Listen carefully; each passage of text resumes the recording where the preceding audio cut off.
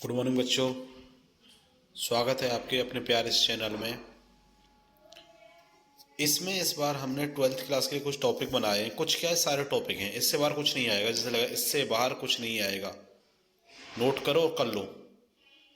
Numerical हो, concept हो, derivation हो, सब कुछ इसी में 70 आउट ऑफ 70 बन जाएंगे। डिस्कस करते हैं क्या है। सारे हैं, सारे जो इम्पोर्टेंट होते हैं सारे टॉपिक हैं इसमें। तो स्टार्ट करते हैं। मेरा नाम है अनूप चौधरी और पहला चैप्टर यानी हमने यूनिट के हिसाब से बनाया है।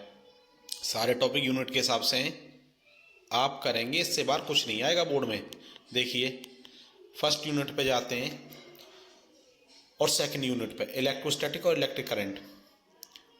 यहाँ से मैक्सिमम मार्क्स गेन कर सकते हो आप, मैक्सिमम कहते हैं इन्हें। न्यूमेरिकल पोर्शन यहाँ से भी आता है, डेरिवेशन आता है, कंसेप्ट वाले आते हैं। पहले चैप्टर की बात करें, इलेक्ट्रिक फील्ड डायपोल पे। डायपोल में आपने दो पढ़े होंगे, एक एक्सियल पे एक इक्वेटोरियल पे। एक्सियल पे यहाँ पे, इक्वेटोरियल पे यहाँ पे, दोनों डेरिवेशन कर लो। न्यूमेरिकल भी पूछा जाता है, इसका डेरिवेशन पूछा जाता है। तो डेरिवेशन पार्ट से ये आपका इंपोर्टेंट है, टिक कर लीजिए। गॉस थ्योरम, पहले चैप्टर की गॉस थ्योरम बहुत इंपॉर्टेंट है। इसके 4 एप्लीकेशन होते हैं। कितने होते हैं? 4 एप्लीकेशन में से लास्ट के 3 बहुत इंपॉर्टेंट हैं, जिसमें से हमेशा से infinite long straight wire, sheet वाला या स्पेरिकल सेल वाला हमेशा आता है, कर लीजिए इसे। यहां से गॉस और अगले चौथे चैप्टर से एम्पियर सर्क्यूटल लॉ का एप्लीकेशन। डिफाइन इक्विपोटेंशियल सरफेस और इसकी प्रॉपर्टी कर लीजिए, बिल्कुल आएगा। प्रॉपर्टी विद प्रॉपर्टी करना इस टॉपिक को, 3 topic. Drive the expression energy store in capacitor. तो भाई साहब एनर्जी स्टोर रजिस्टर में, एनर्जी स्टोर कैपेसिटर में और एनर्जी स्टोर इंडक्टर में। कैपेसिटर सबसे पहले रजिस्टर पढ़ा था 10th क्लास में आपने, उसमें होती है H = I² RT, जहाँ पे R रेजिस्टेंस होता है। कैपेसिटर में होती है हाफ CV², और इंडक्टर में होती है हाफ LI²। तो हाफ CV² कर लीजिए यहाँ पे आप। इस बार तीसरे चैप्टर में हाफ CV², सॉरी चौथे वाले चैप्टर में हाफ CV² वाला। और यहां से एक एनर्जी लॉस वाला NCERT का last question, chapter number 2 NCERT का लास्ट और सेकंड लास्ट दोनों क्वेश्चन कर लो। कैपेसिटर बेस्ड है, एनर्जी लॉस पे आते हैं बिल्कुल। उसके बाद बात करते हैं इफेक्ट डाइलेक्ट्रिक। कैपेसिटर के बीच में, ये पैरेलल प्लेट कैपेसिटर है, इसके बीच में डाइलेक्ट्रिक स्लैब रखना, उससे कैपेसिटर का पे क्या फर्क पड़ता है। तो आप जानते हो, जब without parallel plate, without dielectric होता है तो C आता है हमारा ε0 A/D, ये आता है, ये परमिटिविटी ऑफ फ्री स्पेस ε0। लेकिन जब आप इसमें डाइलेक्ट्रिक फिल करते हो, जब आप इसमें डाइलेक्ट्रिक फिल करते हो तो भाई साहब ये हो जाता है, बढ़ जाता है। तो C' आता है K टाइम्स ऑफ C0 इससे पहले वाला, K डाइलेक्ट्रिक कांस्टेंट होता है। आए समझ में? कर लीजिए इस डेरिवेशन को भी। ड्रिफ्ट वेलोसिटी के 2 डेरिवेशन है, करंट में और करंट डेंसिटी के साथ दोनों डेरिवेशन आते हैं। न्यूमेरिकल आता है यहाँ से, तो I = NeVd, I = -K NeAVd आता है, डेरिवेशन कर लीजिए। किरचॉफ लॉ के 2 रूल हैं, KCL KVL, और इसका एक एप्लीकेशन है Wheatstone bridge, balance condition पे, कर लीजिए। न्यूमेरिकल भी आता है और थ्योरी भी आती है, मैं दोनों बता रहा हूँ। जहाँ न्यूमेरिकल आता है वो बोलता हूँ, और थ्योरी आ रही वो बोल रहा हूँ मैं। रजिस्टिविटी, इसका भाई साहब एक तो न्यूमेरिकल आएगा, न्यूमेरिकल और ग्राफ के पर्पज से इंपोर्टेंट है ये, न्यूमेरिकल और ग्राफ। न्यूमेरिकल एग्जाम्पल बहुत दिए, तीसरे चैप्टर में एग्जाम्पल बहुत दिए, एक्सआई में 3 क्वेश्चन दिए, कर लीजिए। अगली बात करते हैं हम मैग्नेटिज्म, चौथे चैप्टर शुरू हो जाता है। बायोसेवर्ट इंपोर्टेंट है यहाँ, बायोसेवर्ट। उसके बाद इसके एप्लीकेशन है, कोई जरूरी नहीं है, एक बायोसेवर्ट कर लीजिए आप।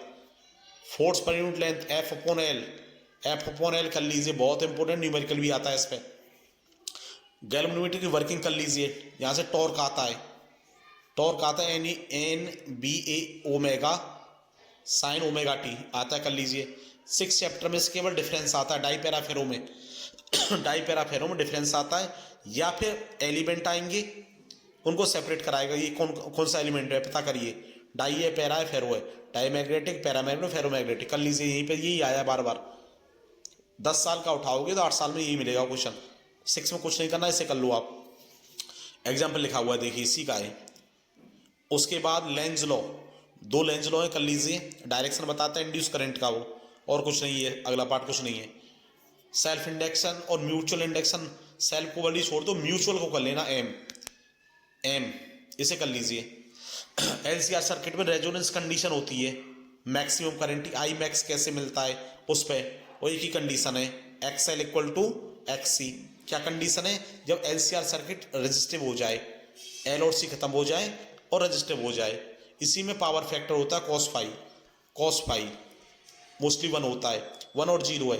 एक्स सी और एक्स एल में 0 होता है और रेजिस्टिव में 1 होता है, ये रेजोनेंस कंडीशन है। तो ये भैया दोनों इंपोर्टेंट है, रेजोनेंस कंडीशन करनी है इसकी और पावर फैक्टर करना है।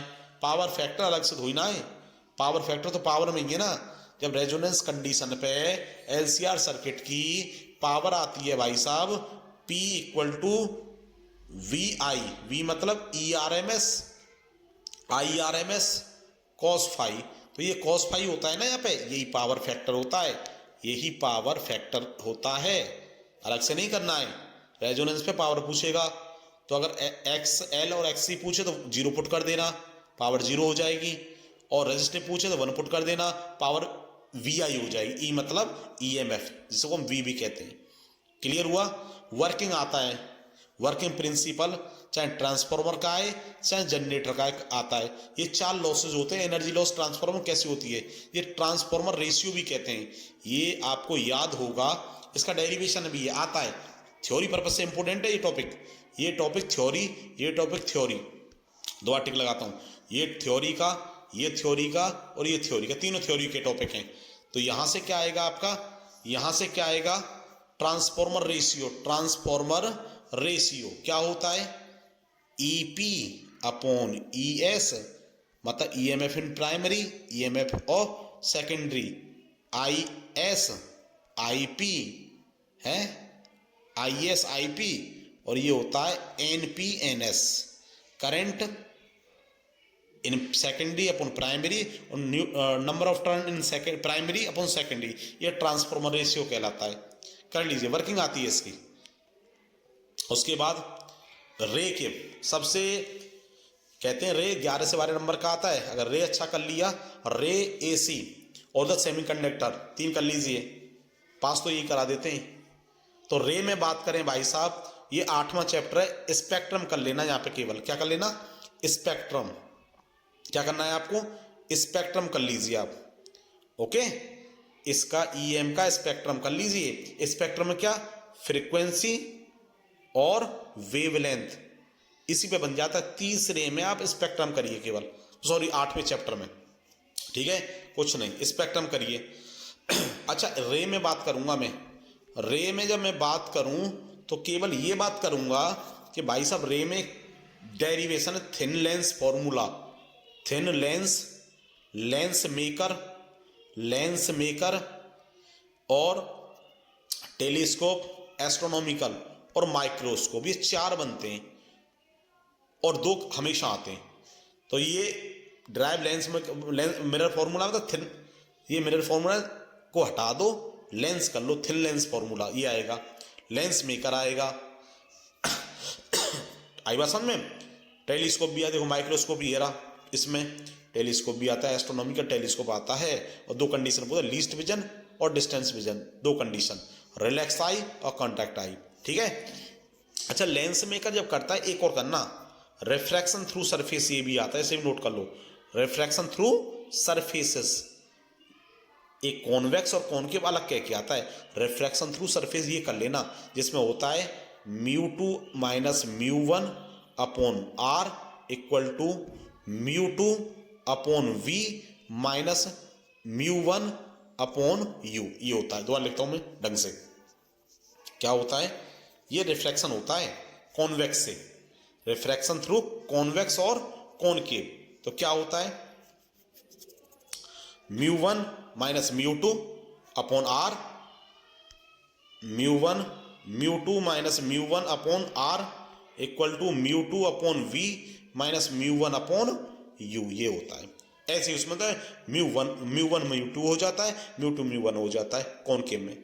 ठीक है, ये हो गया आपका। हाइजीन प्रिंसिपल आता है भाई साहब, लॉ रिफ्लेक्शन और लॉ रिफ्लेक्शन दोनों आते हैं। YDEC आता है, YDSE और इंटरफेरेंस डिफ्रैक्शन में डिफरेंस आता है, ये रहा देखो। ओके, उसके बाद फोटो इलेक्ट्रिक इफेक्ट आता है, फोटो ड्यूअल नेचर से। उसके बाद इसी में से पोटेंशियल थ्रेशोल्ड फ्रीक्वेंसी ये आती है, यहाँ से R निकालने और रेडियस ऑफ हाइड्रोजन एटम के लिए आता है। ये पहले आता था मीन लाइफ वाला, नहीं आता, अब एटम में से कट गया है। बस एक बाइंडिंग एनर्जी आती है, बाइंडिंग एनर्जी न्यूमेरिकल, वो भी क्या आता है, न्यूमेरिकल। बड़ा इजी है, बड़ा इजी है, एक वीडियो इसकी बनाएंगे। और 5 नंबर फ्री के होते हैं इसमें।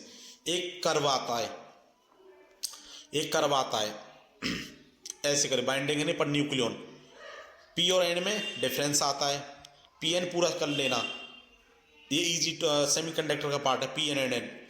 फॉर्मेशन की जरूरत नहीं है, डिप्लीशन लेयर कर लेना, लेकिन पोटेंशियल वेरियर कर लेना, VI करेक्टरिस्टिक कर लेना इसी का पार्ट है। VI करेक्टरिस्टिक ये होती हैं, ये फॉरवर्ड बाइस और इधर होती है रिवर्स बाइस आती है, ये कर लेना, इंपॉर्टेंट है।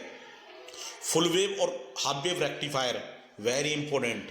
वर्किंग डायग्राम कोई डेरिवेशन नहीं है, बड़ा लास्ट चैप्टर में ये 4-5 टॉपिक बताए मैंने इसके, बड़े इंपॉर्टेंट है।